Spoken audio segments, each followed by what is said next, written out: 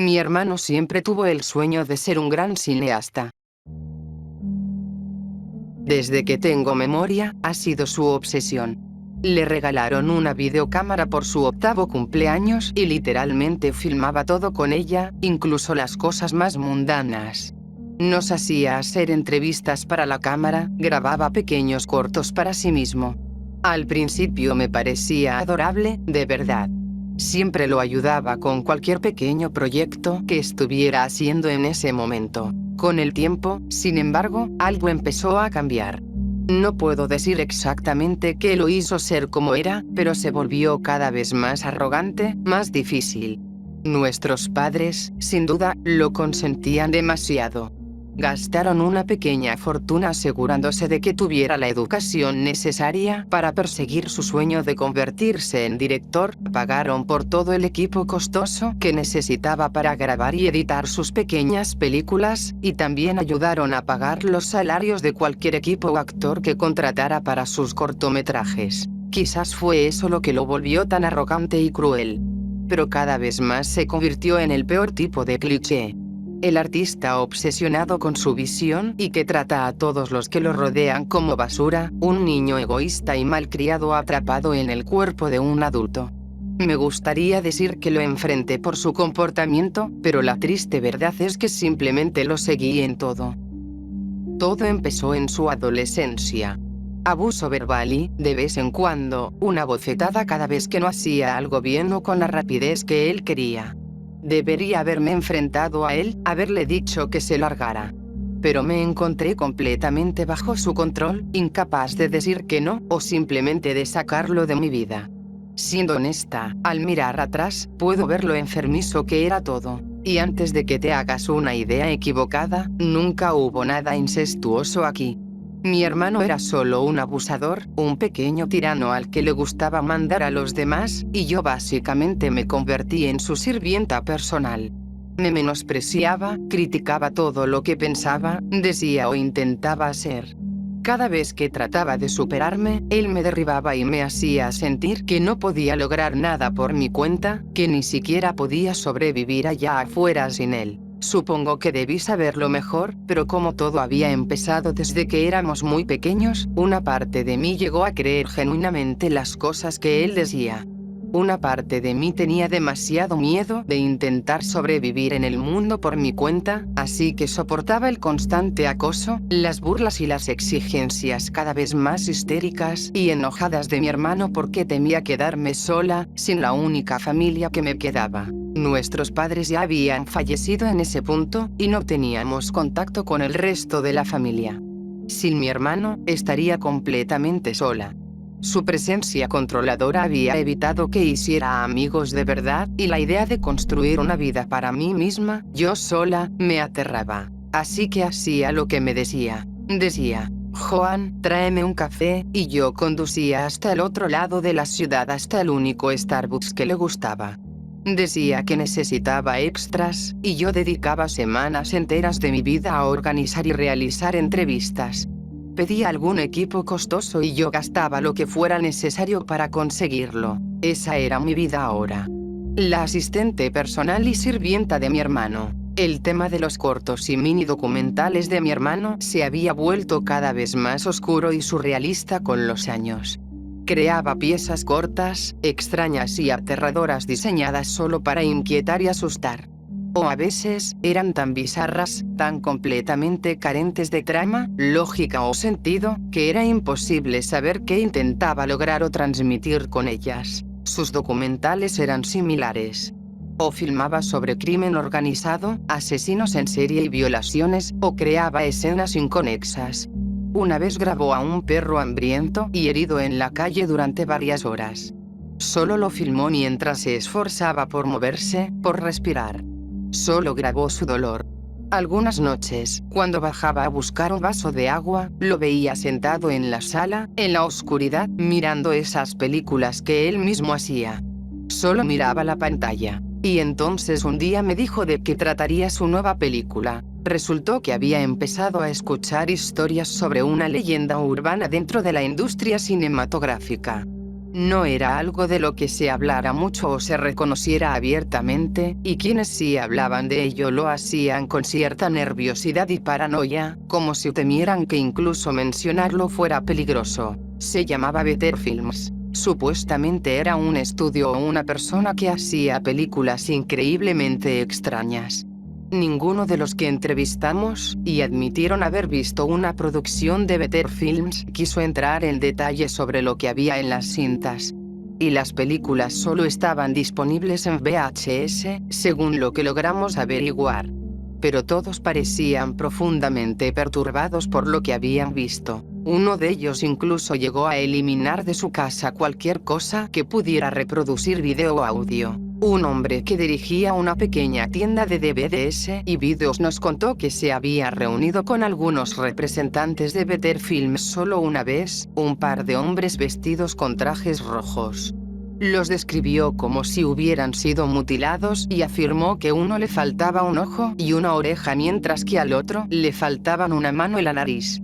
Las cicatrices alrededor de estas heridas se veían feas y abiertas. Le dieron una tarjeta de presentación que no tenía nada excepto el logotipo, un dibujo caricaturesco y infantil de una cara fruncida, y el lema Making Better Films for a Better Audience, junto con una dirección web donde aseguraban que podía comprar sus títulos para su tienda si quería ayudar a apoyar el arte independiente. La revisó, esperando algún tipo de material artístico extranjero en blanco y negro. En cambio, encontró un sitio lleno de clips extraños y confusos que lo dejaron rascándose la cabeza y que no ofrecían ninguna forma clara de ordenar nada. Dijo que toda la página web parecía estar en japonés. Y, sin embargo, una semana después, había una bolsa negra en la puerta de su tienda y dentro había varias cintas, todas con el logotipo de Better Films en sus etiquetas. Le preguntamos si todavía tenía las cintas y mi hermano, en particular, insistía mucho en que debíamos verlas. El hombre se negó y mi hermano le ofreció sumas cada vez mayores de dinero para comprar o prestar una de las cintas. Finalmente, el hombre simplemente levantó un dedo hacia los labios de mi hermano antes de hablar. Ahora escúchame bien, chico. He visto a personas como tú. Sé la mirada que tienes en tus ojos ahora mismo. Me llegan muchos tipos raros aquí, navegando por la sección de adultos, preguntando si tengo algo más fuerte. Sé lo que buscas. Sé lo que estás pensando. Así que te voy a decir esto y luego vas a salir de mi tienda. Lo que hay en esas cintas no es un pequeño placer ilegal para algún aficionado al gore que busca una película snuff real. Lo que hay en esas cintas no se parece en nada a lo que estás imaginando. Lo que hay en esas cintas es peor, y no se las voy a vender ni alquilar a nadie, especialmente no a algún pervertido con más dinero que sentido común. Mi hermano salió de la tienda enfurecido y yo lo seguí de cerca. Cuando me fui, el dueño me llamó. Me giré y lo vi mirándome con una expresión de genuina preocupación en el rostro. Si quieres mi consejo, aléjate de él, señorita. Si quieres mi consejo, aléjate de él, señorita. En lo que se está metiendo, no quieres tener nada que ver. Pero para entonces dudaba que algo pudiera convencerme de abandonar a mi hermano, tan grande era el control que tenía sobre mí. Y así continué ayudándolo mientras él se adentraba cada vez más en el misterio de Better Films. Logramos reunir algunas cosas. El encuentro más antiguo que alguien parecía haber tenido con su trabajo parecía ser de mediados de los años 60. Una persona nos dijo que conocía a alguien que había participado en una película para ellos a mediados de los 70, una estrella porno que había sido contratada directamente de un set y que desapareció durante casi 7 meses. Regresó con mucho dinero y un montón de pesadillas. Otra persona dijo que la compañía existía desde mucho antes, que había algo llamado Better Productions antes incluso de que existieran las películas mudas. Su madre le había contado historias que había escuchado de su abuela, quien a su vez las había escuchado de su propia abuela. Historias espeluznantes sobre un actor llamado Elizabeth Walker. Incluso encontramos a alguien que afirmó haber crecido viendo un programa de televisión hecho por Better Films. Sunshine Street, dijo que se llamaba, y habló largo y tendido sobre lo extraño que había sido y como siempre recordaba ese logotipo. Era lo primero que le venía a la mente al escuchar el nombre. Dijo que siempre le daba miedo la forma en que el ceño se curvaba en una sonrisa al final de cada episodio. La animación le parecía inquietante, así lo describió. Y entonces un día mi hermano llegó a casa con una mujer. Una mujer que él afirmaba era productora y trabajaba en Better Films. Me quedé atónita.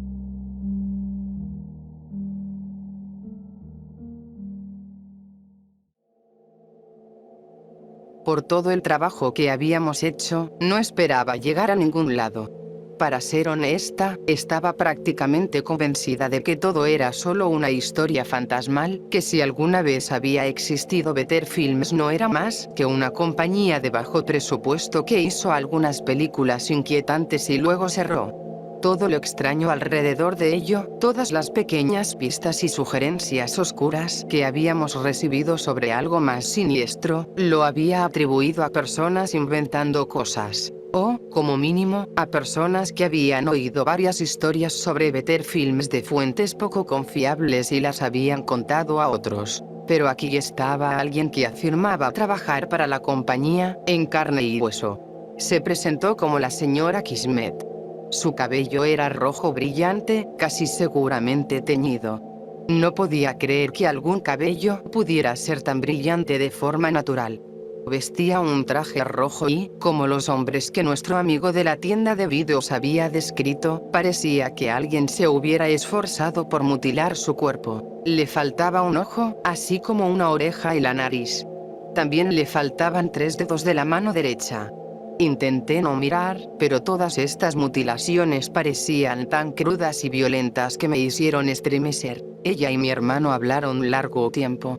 No se me permitió escuchar ni participar en su conversación, pero después de un rato salieron del salón y mi hermano pidió hablar conmigo a solas por un momento. Me dijo que había convencido a la mujer de dejarlo asistir a la filmación de una película de Better Films y de conocer al director responsable de su trabajo. Para entrevistar a las personas que trabajaban en los niveles más altos de esta productora y obtener la verdadera historia de lo que hacían. Sin embargo, para lograr esto, tuvo que ofrecerle a la mujer una forma de pago, dijo. Y ese pago consistía en que ella pasara una noche conmigo, donde yo haría todo lo que ella quisiera. Pude haberlo abofeteado. Quería golpearlo. En lugar de eso solo grité, le dije que esto era demasiado.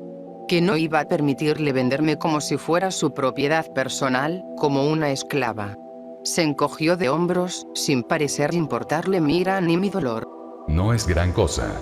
¿Te gustan las mujeres? No. Probablemente lo disfrutes. Y ella prometió que no te hará daño de ninguna manera. Su tono era frío, sin emoción.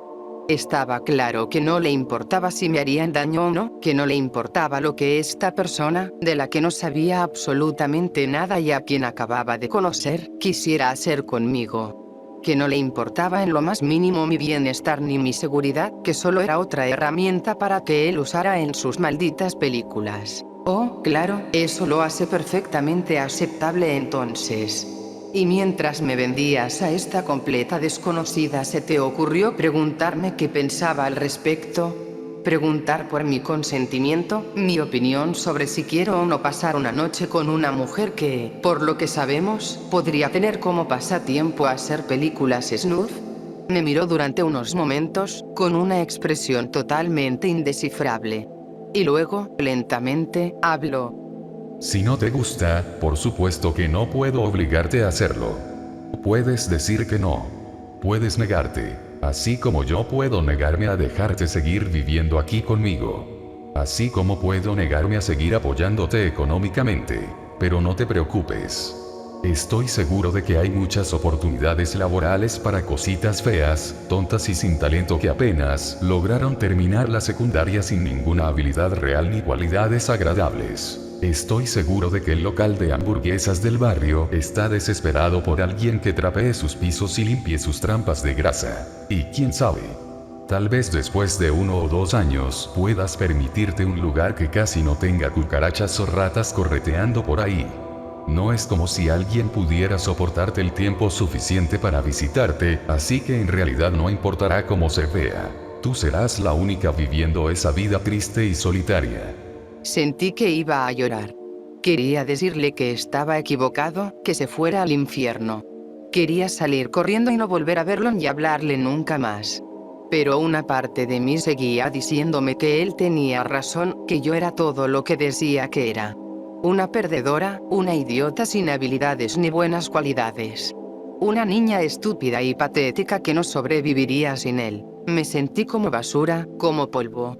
Me sentí como siempre me había hecho sentir, desde que tengo memoria. Y débilmente solo murmuré que lo haría, que aceptaba pasar una noche con la señora Kismet. Nos reunimos en un motel, un lugar de aspecto repugnante en las afueras de la ciudad.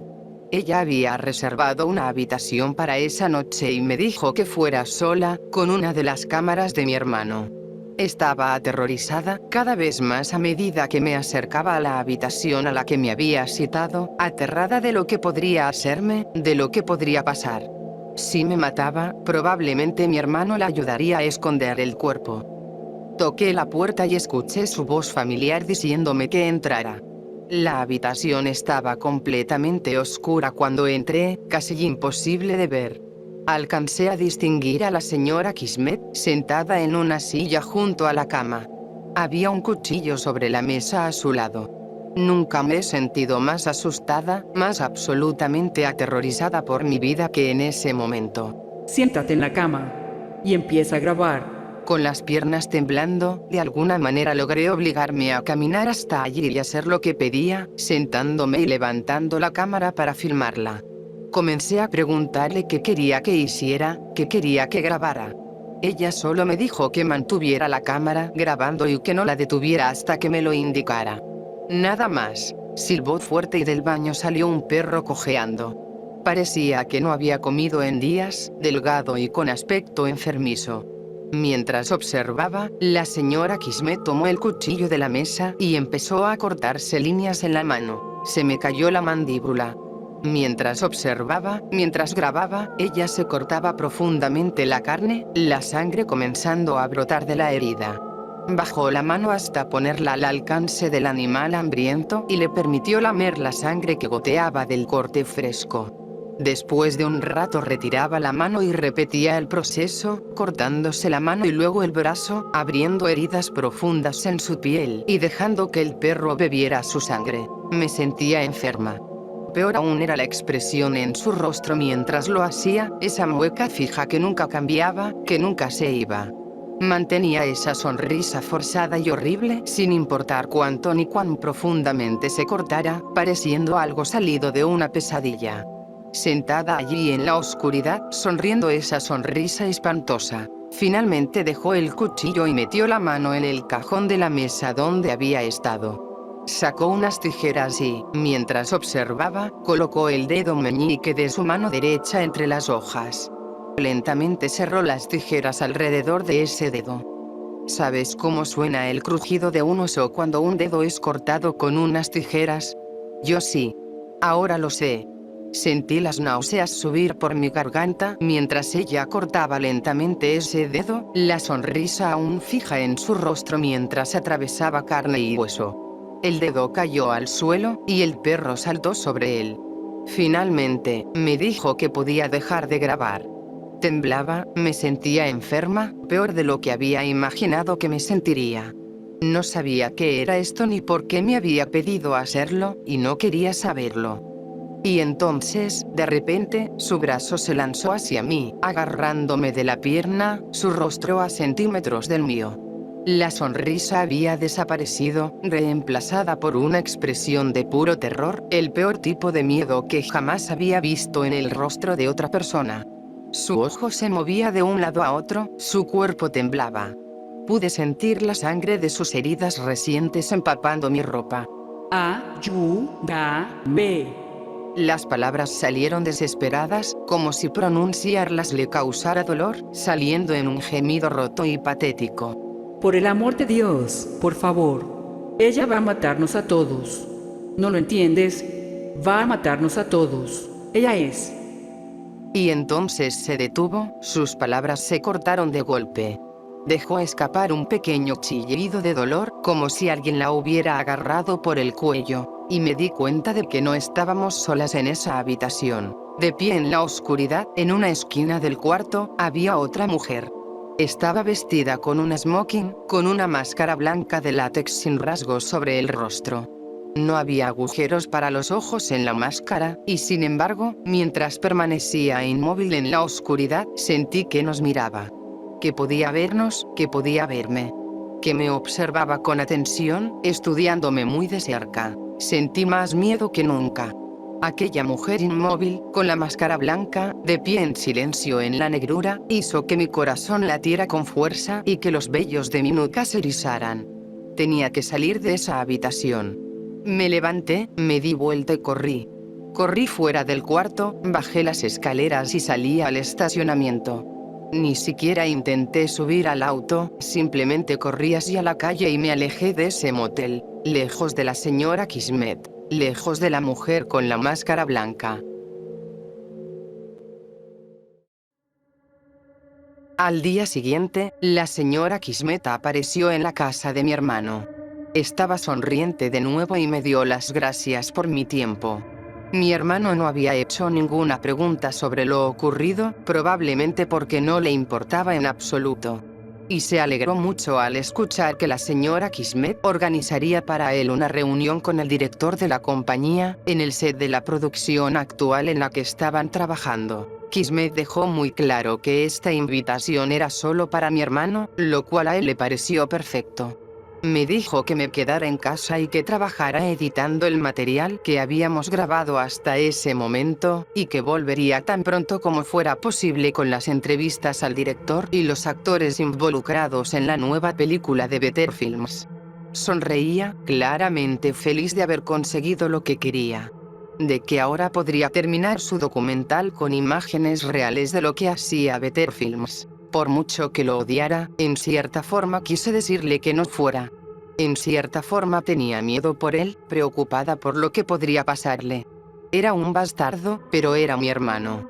Aún así, me quedé callada y lo dejé ir con la señora Kismet, esperando su regreso. Y esperé. Y esperé. Después de varias horas empecé a preocuparme. Cuando no regresó al final del día, llamé a la policía. Me dijeron que debía esperar unos días para presentar un reporte de persona desaparecida y que no me preocupara, que la mayoría de las veces la gente aparecía antes de que ese plazo pasara. Mi hermano no apareció. Así que fui a la policía y les hablé de él, de lo que había estado investigando y de la señora Kismet.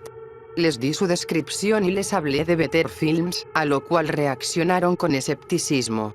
No los culpo. Les conté sobre la mujer de la máscara blanca, y me miraron como si estuviera loca o inventando todo. De nuevo, no puedo culparlos por eso. Todo era tan extraño e inquietante que ni siquiera yo sabría si lo habría creído de haberlo escuchado de otra persona. Me dijeron que investigarían y que se pondrían en contacto conmigo si había algún avance en el caso, cualquier cosa que descubrieran. Me dijeron que no me preocupara por mi hermano, que estaban seguros de que aparecería. Mientras más tiempo pasaba sin noticias, menos me preocupaba. Menos me importaba él en absoluto.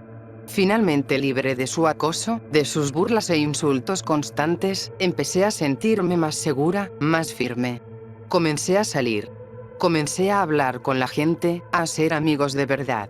Incluso conocí a una chica en un pequeño bar cerca de la casa de mi hermano, con quien empecé a salir. Empecé a buscar trabajo.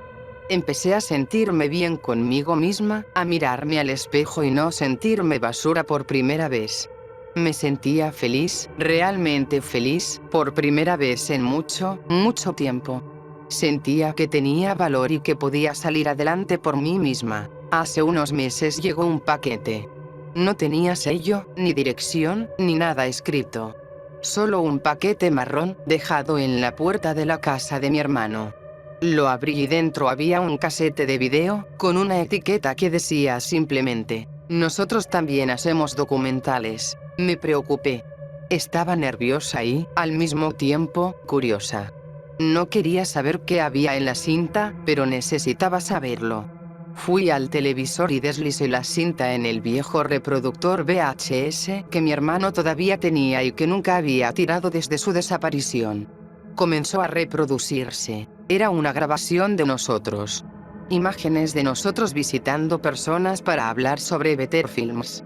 Imágenes de nosotros entrando en la tienda de vídeos donde conocimos al hombre que decía haber visto algunas películas de Better Films. Imágenes de nosotros visitando los hogares de las personas que habíamos entrevistado. Imágenes nuestras caminando por la calle, yendo y viniendo de distintos lugares. En varias ocasiones, la cámara se acercaba a mi hermano, como si quien la manejaba estuviera concentrado en él. Me quedé mirando, con un escalofrío recorriéndome la espalda. ¿Cuánto tiempo nos habían estado grabando? ¿Cuánto tiempo nos habían estado siguiendo, observando cada movimiento? ¿Cuántos sabían de nosotros antes de que la señora Kismet se reuniera con mi hermano? La cinta se volvió estática por unos segundos y pensé que había terminado. Me equivoqué. Una luz roja inundó la pantalla al volver la imagen, acompañada de un coro de gritos y alaridos de agonía. En la pantalla estaba mi hermano. Estaba suspendido por lo que parecían ser ganchos metálicos oxidados, su cuerpo colgando de ellos en un verdadero laberinto de alambres de púas. Los alambres se enrollaban alrededor de su cuerpo, cortando su carne, moviéndose como serpientes de metal. Quienquiera que los manipulaba estaba fuera de cámara, pero los efectos eran muy claros. Le faltaban una mano, una pierna y las orejas, la boca abierta de par en par. Los gritos venían de todas partes. No se veía su origen, pero se escuchaban docenas de voces gritando con él, aullando y chillando de dolor.